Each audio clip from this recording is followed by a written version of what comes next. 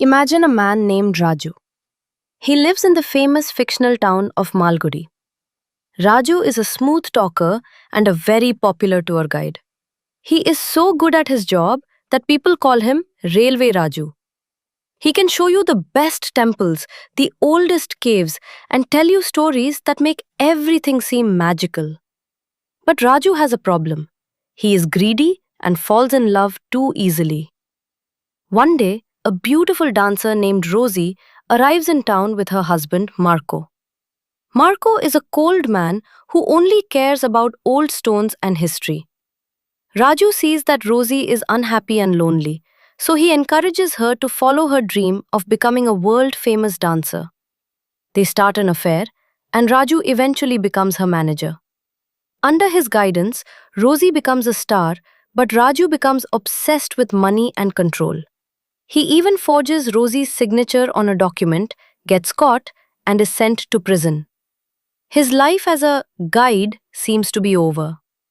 When Raju is released from jail, he sits down to rest by a river near a remote village. A simple villager named Velan sees him and mistakes Raju for a holy man, a Mahatma.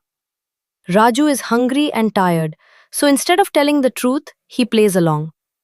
He starts giving the villagers wisdom and advice just to get free food. He thinks he is just playing a new role, like he did when he was a tour guide. However, a terrible drought hits the village. The crops are dying and the people are starving.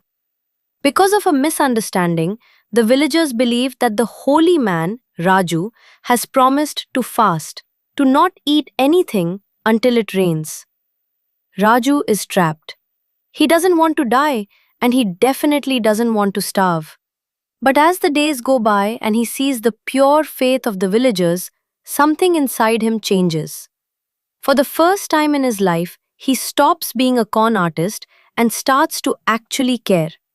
He decides to truly fast for the people. In the moving final scene, as he grows weaker and weaker, he thinks he feels the rain coming and he collapses. We never find out for sure if he lives or if it truly rains. But Raju finally becomes a guide in the truest sense, guiding people through faith, even at the cost of his own life.